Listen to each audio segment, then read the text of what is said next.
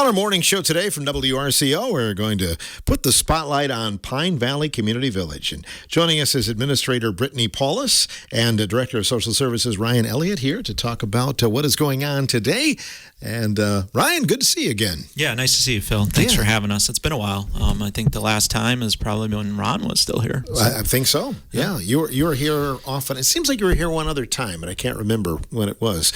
When some of the special functions you do, because you've got chicken barbecue that you do. You have the trick or treat thing that you do during the year as well. Yeah, we try to involve the community as much as we can. We have a number of different events, in large part thanks to our foundation. So the Pine Valley Foundation is always beneficial and helpful to our facility. They do a lot of great things for us.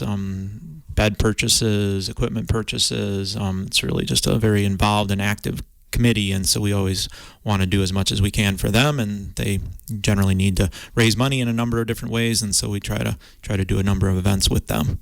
And I think it's important to open up the facility, for the community too, isn't it? For sure, yeah. We're a community-based facility, obviously owned by the county board, and so we're always looking for opportunities to let the community know what we're doing out there. We're a 24/7 facility, so the community is always welcome to come and visit and see how things are going. We do tours.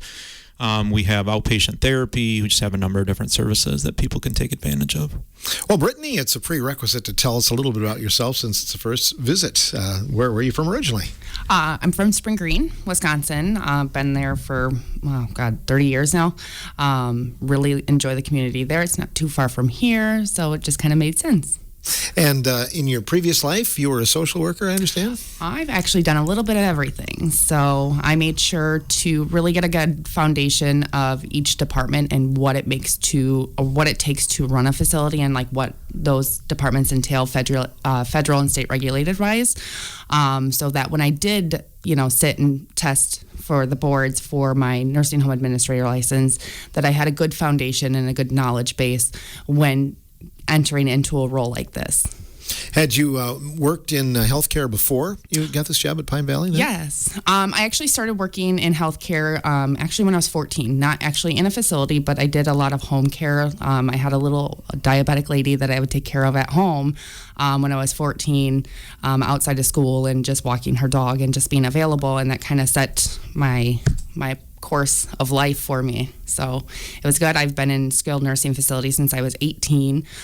Started as a CNA, went back to school, got my bachelor's in business administration, and then just kind of did various roles. I started out as a business office manager, HR, did the social worker piece, just really got into all the positions that take to run a building, so that I knew what each one required, so that I had that knowledge base and was capable of helping my fellow managers. Yeah, I think that's pretty important. And you got to have a love for it, I think, don't you? Yeah, healthcare is not for the faint-hearted. I think that, we put a lot of our time and effort and our emotional states, get, tested throughout your entire career in healthcare. It's a very rewarding position. It's a very rewarding job to work in healthcare, but it doesn't come without, those heavy times. There are challenges, yeah. And I'm sure you get pretty close to the people that you take care of too, don't you? Yeah, when you enter into healthcare, even as a caregiver, they tell you not to get attached. I don't know if anybody else can sit there and say that they don't get attached. It's just something that just comes with the position. And you do have your favorites. You do have some residents that really challenge you. But at the end of the day, as long as you've made somebody's day or you've been there to help, I think it's a very rewarding opportunity. And how long have you been on the job? I've been with Pine Valley since March. Okay. So it's gone pretty well so far? I think so. I think that we have a great group of management team, a great group of nursing staff, and everybody just really knows what their requirements are and what they're supposed to be doing. So it does help that, coming into a position, people know what they're supposed to be doing and they're great at it. Talking about staffing, that's probably a challenge, isn't it? COVID was where the challenge began. And agencies began, and then people wanted to make more money, so staffing became harder in facilities to have facility-based staff, because people could make more money, they could travel, they could, do all that. So I think that kind of really led to where we're at now, and the more staffing needs, the less that colleges are able to put out. The demand is far ahead versus what we are able to get year by year. Let's talk about, you've got some young people that come in and they get their licenses early and they're helping out. And how much of a blessing is that? That is huge. The great thing is we bring a lot of the staff in who are 16 and able to go to school to become a CNA. We bring them as RAs, which is a resident assistant, and we provide them the on-the-job training, taking care of patients and being in the patient area, so they're exposed to that kind of environment.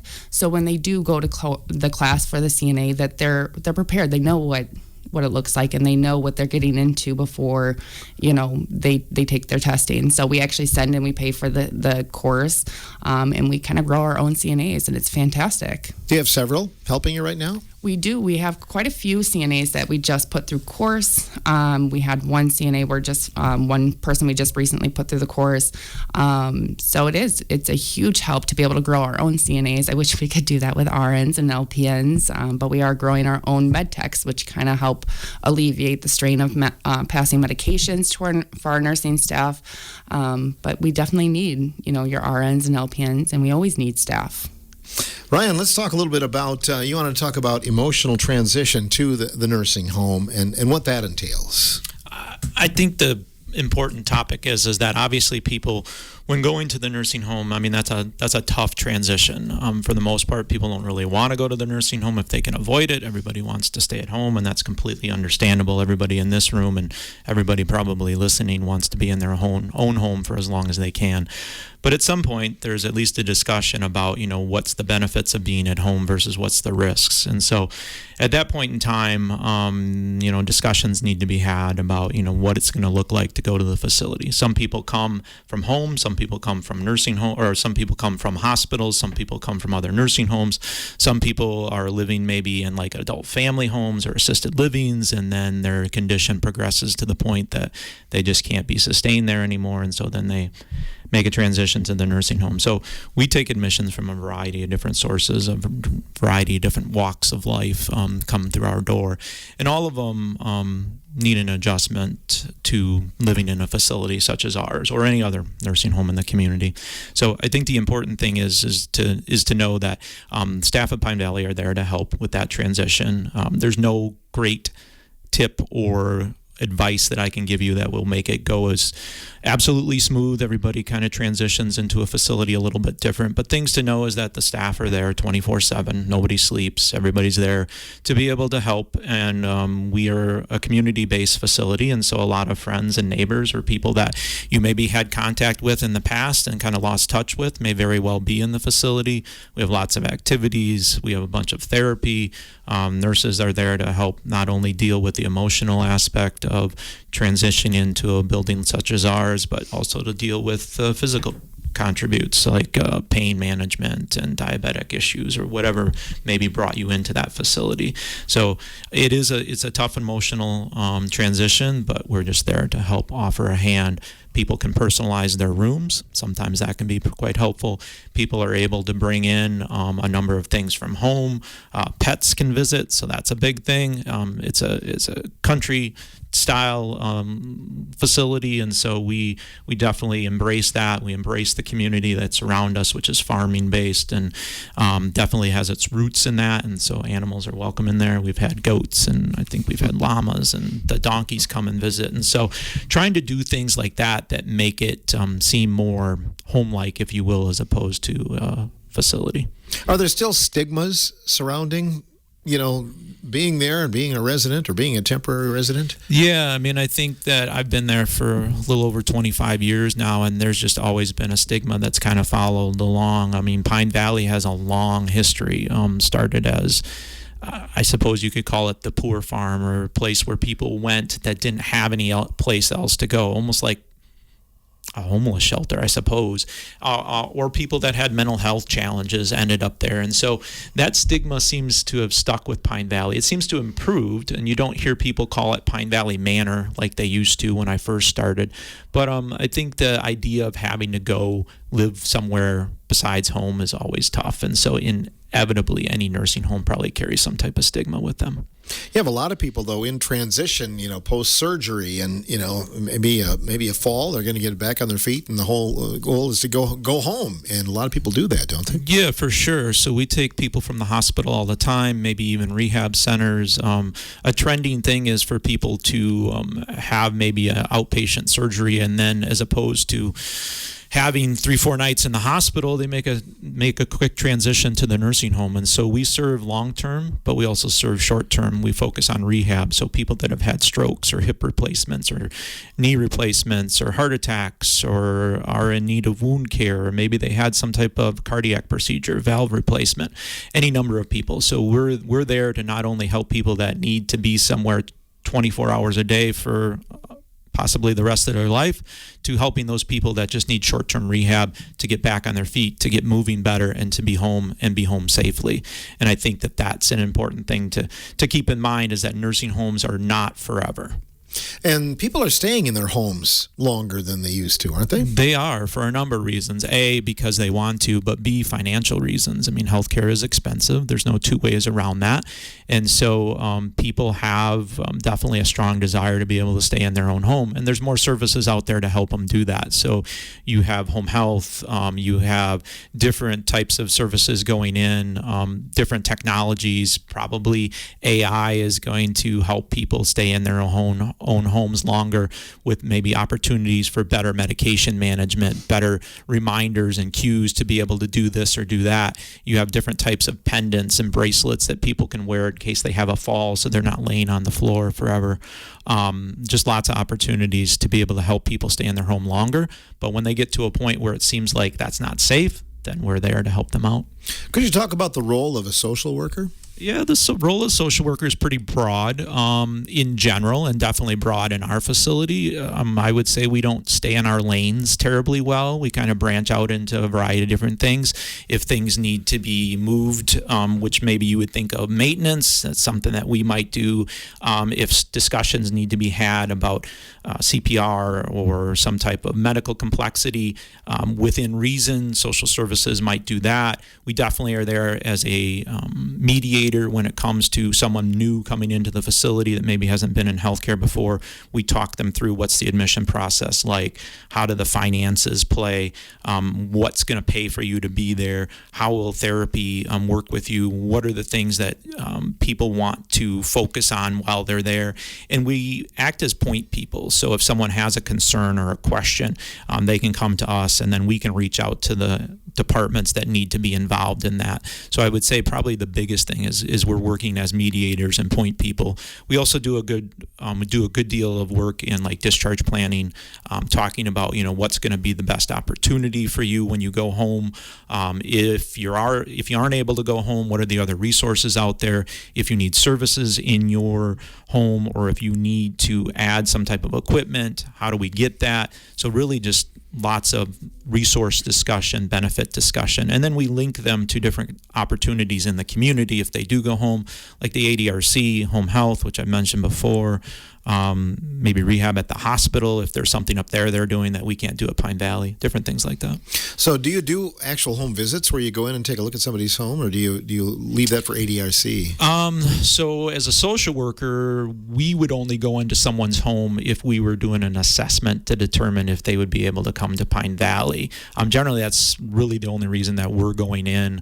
Options counseling is usually left to the ADRC, where they go in and they talk to them about finances. We might do that as part of our assessment process when we're looking at if we're going to take somebody, but the therapy department does what's called home safety evaluations, where someone's been rehabbing at Pine Valley. It's looking like they might be able to go home. We kind of want to see what the home environment looks like. They probably want to see how they're going to do in the home environment. And so then we have our therapy department go out to a person's home and evaluate how they'll do in there. We don't really care per se what the home looks like aesthetically. We're there to see how can they function there safely. What were they doing before when things were going well? And what does it look like now, and how can we get back to the baseline where things were going well? So we might make recommendations for grab bars, or make recommendations for increasing the height of the toilet, or maybe adding home health services. Or unfortunately, sometimes we have to have hard conversations where we recommend 24-hour care. We obviously can't make people do anything they don't want to do, but we can make recommendations, educated recommendations. Do you, Brittany, get the rehab kind of focused on maybe somebody trying to go home, some things that they're going to need to do, like going up steps and things like that? Yeah, our therapy department really focuses when they come in, and so do our social workers. They talk about a social history. They talk about what their home environment looks like. Do they have steps? Do they have, certain obstacles in their home that says, okay, well, we need to work on this because I need to be able to do this when I get home. I have a dog, I have to walk them. I have, grandchildren that I love to be able to pick up. Those sorts of things that we take into consideration when we do that rehab. And is it going to be safe for them to go home, like Ryan had said? But they really focus, okay, well, you have 3 steps, so we're going to focus on 3 steps and see if we can't, increase that to 5 steps because, out in the public, when they're walking around, well, they have to do 5 steps. So we really take a look at what their needs are, what their home environment looks like, and what they see their life looking like when they leave, so that we can ensure therapy is kind of wrapped around what they see and what they want, what their future is going to look like. Do you be kind of the mediator too? Ryan had mentioned that between the family and the patient and things like that. Yeah, sometimes, we have, or they have really big goals about being able to go home, or maybe, something isn't going exactly how they want it. So a lot of things that Ryan and Jen, which is the other social worker, or even myself, or the director of nursing, all of us kind of play a role into, okay, how do we smooth situations, or how do we have those conversations with the family? Like, is it really appropriate for them to go home? Or, is it appropriate for them to be here anymore? So we have guidelines that we have to follow, that if they aren't appropriate for a skilled nursing facility, and what that looks like, can we technically bill their insurance for this? And just having those conversations. Sometimes they're hard. Sometimes, the families are truly understanding, or, like Ryan said, it's a lot of education. You have a lot of fun activities there as well. We're going to talk a little bit more about that when we return with the morning show. Also, road construction is going to be improving. We're going to talk about that as well when the morning show continues.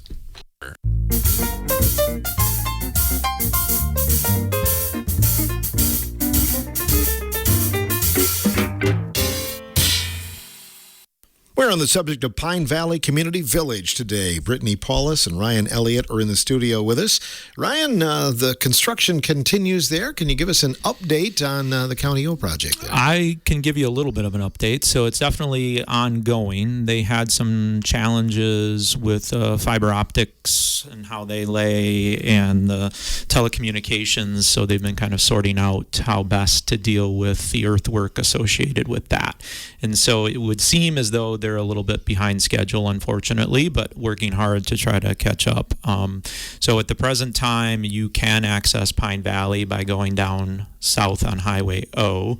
You definitely need to watch out for all the construction equipment. The road is technically closed, so if you're trying to pass through past our facility, I would say that's probably not a great idea unless you live down there. But otherwise, getting to us, you can go down there. You're going to have to drive on gravel. You're going to have to watch out for heavy equipment.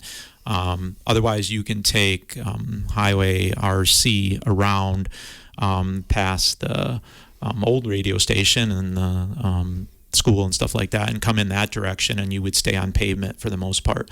So it sounds like within a short period of time they'll be doing a little bit more work. They're in front of our building, and they are headed north towards Equity and Walmart, and so it'll be a little bit of a uncertainty as to exactly how that'll play out. But they have to give us access. We're a 24/7 facility. We have fragile individuals there, so there'll always be some access to our facility in different capacities, I guess. What does that do for you then? Are you getting fiber optics and things like that? Is that changing anything for the facility? I don't know that it's changing anything like that for us. I think what it is it's giving us a better road base. It's giving us wider lanes. I think they're supposed to be like 12 feet with heavier shoulders or bigger shoulders, I believe is what I heard. So, but yeah, technology-wise, I don't think it's doing anything that I'm aware of, unless Brittany has more to say to that. So. Mm-hmm. Well, it'll be good to get that done eventually then. For sure, yeah. We would be happy to get that done. But I guess just to be aware, you can still get to Pine Valley, and that won't change. Brittany, we talked a little bit about paying for nursing home care. That's kind of the million-dollar question, so to speak, isn't it? Yes. Well, there's several ways you can pay for it. We have the option for private pay, which is, private funds where you're paying for the funds up front. We talked about short-term placement where you're getting rehab, and Medicare pays for that. So Medicare says, okay, you had your qualifying 3-day stay at the hospital, so we're going to go ahead and pick up the bill for you to rehab and get back home. And supplemental insurance will also piggyback on Medicare and pay that co-insurance, that daily co-insurance that we have. And I think that's $195 per day is that co-insurance currently. And then we have Medicaid. Medicaid is a huge income source for us, for patients who are on long-term care, who are there for a significant amount of time with us, and that pays for their stay for as long as they need it. And we have to continue with the eligibility. There's also long-term care insurances that back in the day a lot of people selected, that actually pays for your nursing home stay, and that's paid by you write a check that says this is how much it is, and then we submit the invoice to your long-term care insurance, and then they ask for what is this current residence level at? Can they walk? Can they do things for themselves? Those sorts of things, so that they can be reimbursed directly to their checking account or their bank account. So there's several ways. Do people still have the long-term health care? Is that something that's more of a thing from the past? I think it's more of a, it depends on where you're at. A lot of it's more in the past. They don't offer those as often or in many places to have that long-term care insurance. I don't see it being offered many places, if any. And I think it's just because, nursing homes are more, it's kind of a normal at this point, where it wasn't something back, 20, 30 years ago. It wasn't something that was consistent. So I guess it really depends on, is there a location that's offering it, but it's not common. Has anything changed in terms of out-of-pocket and how much money you can have in your banking account and those kind of things? The requirements right now for Medicaid has remained the same. So there's lots of allocation opportunities. So if you have a spouse that's living on the outside, a lot of your income, your Social Security can be allocated to paying for bills there. As in terms to what you can have, most of the places, if you don't own a home, you don't have assets, you don't have things like that, there is a significant income limit, and that's usually about $2,000. That means you can plan by, let's say you have a whole life insurance policy, you can irrevocably assign it to a funeral home so it can pay for your cares there in the event of death. If you have too much money, you can allocate it to, your medical stuff. But essentially, yes, there are income limits for spousal, and if you're married and you have a spouse living, you can have a $50,000 asset limit plus owning a home and a car. So there's really a lot of things that might change, come 2027, eligibility, things like that with the big beautiful bill. But right now, nothing's changed. If you need help with that too, sometimes that can be a daunting thing. Do you have people on staff that can help people and give them the right direction then? Absolutely. Like I said, our social workers are, pretty much, they play the role of everything in the building. But we also have the ADRC. They do a really good job of helping people get applied for it, getting the documentation that Medicaid needs, and really helping them with the process and pretty much doing everything. Our social workers can help as well. So we have lots of resources available. Ryan, we want to talk a little bit about advanced care planning. In fact, we've had ADRC on this week talking about POA for healthcare. But any update that you wanted to give today on that? No, I think just a general FYI for the community that it's important to think about your advanced care planning. You know, nobody ever wants to think about the idea that their health is going to change and that they need someone to maybe step in and help them advocate for themselves or make decisions or maybe even be their voice. But unfortunately, we all go through health events in our life at some point in time, and so it's important to have some documentation down to be able to enable somebody to act on your behalf if you couldn't. And so I think a couple of key points. Advanced care planning is this big umbrella term, if you will, that essentially means that you're going to have an ongoing and fluid conversation, hopefully, with your loved ones to be able to have a way of being able to communicate what your wishes and desires are if you ever get to the point where you can't do it for yourself, be it because it's an accident or maybe it's some type of health event, you end up in the hospital, you're in a coma, you can't speak for yourself. If you don't have anything in place, it makes caring for you that much harder, not only for the doctors and nurses that are working with you at the hospital, but for your family, because nobody really knows. Do you want this? Do you not want that? So having those hard conversations when things are going well and you're not in strife or chaos like you sometimes are when you're in a hospital with a crisis, that's the best time to have those conversations. And there's a number of different resources out there, as you mentioned. So the ADRC has great information. The state of Wisconsin has wonderful information on power of attorneys for healthcare, and they also offer information on power of attorneys for finance. The state of Wisconsin has a number of resource websites. Richland Hospital has a great resource, and I do some volunteer work at the hospital regarding advanced care planning and advanced directives. And then, of course, they can call the facilities. Pine Valley, Schmidt-Woodland Hills have social workers that can speak to people about how to create and how to document advanced care planning.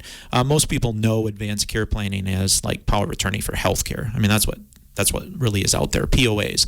And so power of attorneys for healthcare are wonderful tools because A, they allow you to have a safety net in place if anything ever happens. And B, they nominate somebody, unlike like a living will, they nominate someone to carry out what your wishes are.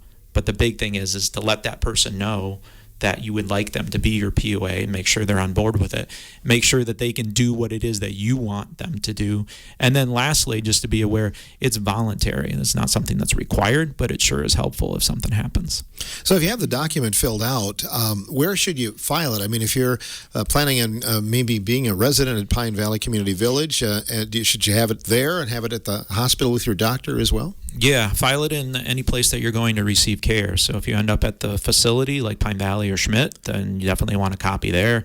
And then wherever you doctor, be it that it's Richland Hospital or maybe you see specialists at UW or Mayo or Gunderson, make sure it's on file there. Also make sure that if you update it, which you should, that you keep the most current copy at the facilities that you're going to. Because if someone has an old copy that doesn't speak to where you are at this point in life, and you have a new copy that does, that can be really conflicting for doctors, especially if it's an emergent situation, and especially if it was significant changes, like you wanted CPR when you were younger and you don't want CPR now. The thing that we kind of impressed on people or tried to this week is the fact that it's not just an older Americans thing. I mean, we all should be looking at these things, right? Anyone over the age of 18 should have one. You never know what's going to happen, and not to sound morbid, but anytime you step out onto the street or step out of your house, anything can happen, or even in your house, you can have a medical event.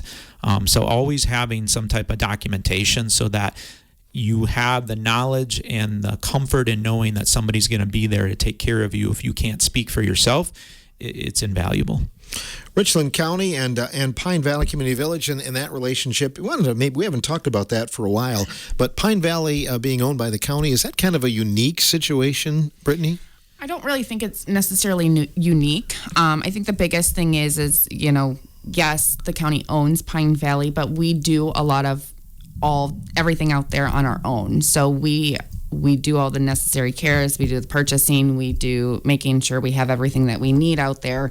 If we have to implement something new, something expensive, then we would go to the county board and get that approval. Yes, I do answer to the county administrator when it comes to, if we need to implement something or if something needs to happen. That is something I discuss with Trish over there. And then, we are pretty much self-sufficient out here and able to manage most of everything out here on our own. You're your own entity then, owned by the county then is how it works. Correct. Yeah.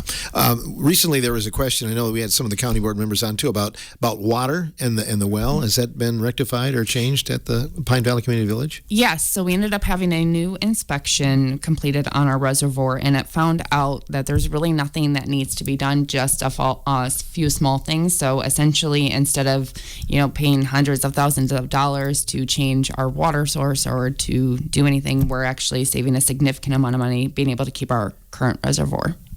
You talked earlier about customizing your room. That's kind of interesting. Ryan, are there some unique rooms at Pine Valley Community Village? Yeah, I think people, like in their own homes, have made Pine Valley their home, which is wonderful. So they've added a lot of unique touches. Sometimes it's furniture items, sometimes it's wall hangings, sometimes it's a combination of all the above. So, I think we really, within reason, want to see people personalize their room. Nursing homes are pretty heavily regulated when it comes to environmental safety, physical safety, and so things that are causing tripping hazards, anything with a heating element, for the most part, we can't really have that stuff in the room. So those blankets that warm up, the heated blankets, we have a variation of that we can offer, but you can't have an electric blanket in your room. You can't have that Keurig coffee maker for the most part. But we have substitutes to that. But yeah, we definitely want to make people aware that they can customize a room, make it feel like it would if they were at home. There are some people, and everybody's different. Some people that they're making plans, and I'm going to move in, this kind of date. There are others that maybe fight it as long as they can, right? Yeah, and I think you get any number of people like that. Some people have told their loved ones for a long time that they want to go to Pine Valley, and then the time comes and they're like, yeah, I'm not going to go. And other people are like, well, it'll be okay, and they get to see a lot of friends and family that maybe they hadn't seen for a while. And I think people are surprised sometimes about how beneficial a social atmosphere like Pine Valley can be when it comes to mental health. And that's another key component to social services is providing that mental health, that emotional support. We do quite a bit of discussions about how to best serve people physically, but also we focus on the emotional aspect of it. And that circles back to when you come into Pine Valley, personalizing your room can definitely add some emotional well-being, but also just trying to get engaged in the community life that is Pine Valley is helpful. My goodness, going over the list of activities, there are a number of things. I think every day there's something different going on. Yeah, Mallory Winchell is a wonderful activity director, and she has a wonderful staff, and they just offer all kinds of different things. Maybe it's van rides this time of year out to the orchards, or going out to check out the highway project where they did the bridge down in Lone Rock, or maybe it's just going back to people's stomping grounds on Chicken Ridge or wherever it might be. In addition to that, all kinds of musical events, religious church-based services, service groups come out there.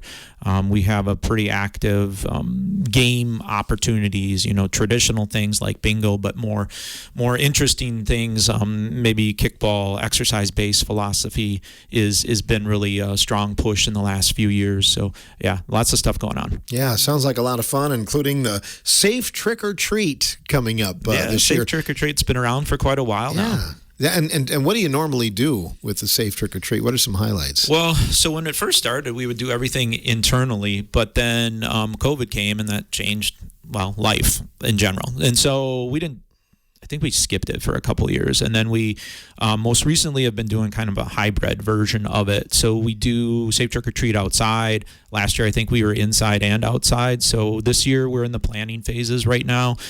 So for those businesses that have supported us in the past, it definitely is a donation-based service that we offer. We solicit or we ask for donations to help out Safe Trick or Treat, and then we have stations where kids can come and trick or treat at each of the individual stations, 20, 30 stations. And then it's a safe environment, it's a controlled environment. It's a wonderful opportunity for the community to know that they're going someplace. They don't have to worry about whatever it is that they're going to be getting, because we buy everything. We don't take donations in the sense of candy or whatever. We take donations monetarily, and then we go out and purchase the different items. And we do look at both candy, but then we also try to provide healthy alternatives and sometimes toys and other things like that. So we really try to make it widespread when it comes to the different things that you might get there. And it will most likely be the weekend before Halloween. I think the 25th, but again, we're in the planning phases, so look for donation letters, look for updates on our website, on Facebook, and then we'll maybe do another update on the radio.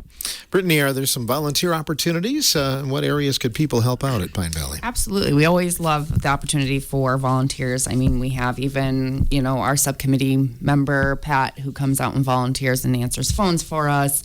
But they can definitely come out and help with activities. We always love that. Or they can volunteer their time to do an activity, whether that be playing music or just kind of creating a fun environment for our residents. There is an application process for that as well. We just have to make sure that our residents are safe 100% of the time. And there is, an application, and we do have to do background checks, and we do have to do all those things to ensure the safety of our residents. Taking over, and you're still relatively new. Do you have goals set? Or are there some things that you'd like to see in the next few years? Yeah, we have been increasing our census, which has been a huge opportunity to offer more services to the residents. We have our assisted living side that we want to, keep in mind and keep going. As for future projects, that's still to be determined. This is a fairly new building. So building-wise, there's not really an opportunity to continue to build at this time, but maybe in the future to, with the need of nursing care, to potentially do something like that. But essentially just kind of seeing what the facility needs and see the kind of responses, in our surrounding areas that have been working well, and maybe working towards implementing some of those things. But right now it's just trying to get a feel for the building, feel for the people that we work with, and just kind of see where everybody, because it is a unanimous decision between, the management team, because I don't want to sit there and say, let's do this, and it not work, or, it takes too much time away from the management team. But being able to utilize and, come together as an entire management team to figure out our future. And no one knows the future, obviously, and in healthcare, things change rapidly, don't they? Yes, it's ever changing. The regulations are always changing. We have the big, beautiful bill coming up. So there's lots of changes that could potentially be made, whether it be for the good or for the bad. The future's super unknown, and I wish we all had crystal balls to be able to see what, is coming. But unfortunately, we just have to play those things day by day and hope that we can do the best for the community. And Ryan, my goodness, 25 years, did you say that you've been with Pine Valley? 26. 26, my goodness. Mm-hmm. So it's obviously been a job that's been very satisfying for you. Yeah, I've always had in my mind that if I get up in the morning and feel like I can go into work and generally have a pretty good attitude about it, then it's something that I would continue to do. I've had some jobs where I just didn't really want to go, and I've never really felt that for the most part at Pine Valley. So, yeah, I've been very blessed when it comes to the team that I've gotten to work with. I mean, obviously we've had some rocky roads, and it seems like we're on the upside of that. It seems like it. Have you got your room picked out then yet, or not? No. Not yet. No. That's not obvious. Well, it's been a pleasure having you guys in here. Come back again and keep us updated on the Safe Trick or Treat as well. Thanks, Phil. We always appreciate WRCO's support. I know you guys are helping us out with Safe Trick or Treat, so we always appreciate all that you guys do. No problem. Ryan Elliott, social worker, and Brittany Paulus, administrator with Pine Valley Community Village in this portion of the morning show.